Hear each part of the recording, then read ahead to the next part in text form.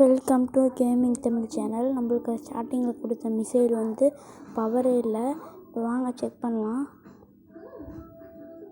இப்போ ஷூட் பண்ணுறேன், பவரே இல்லை. அதனால் நம்ம இப்போ என்ன பண்ண போகிறோம்னா, ஒரு பெரிய டேங்கர் வாங்க போகிறோம். அந்த டேங்கருக்கான பின்கோடு போடலாம். டேங்கருக்கான பின்கோடு வந்து 4040. இப்போ போடலாம். 4040 போடலாம். இப்போ வந்து இது உருட்டா கரெக்டானு செக் பண்ணிடலாம். உருட்டா கரெக்டுங்க. இப்போ இதை ஷூட் பண்ணி பார்க்கலாம்.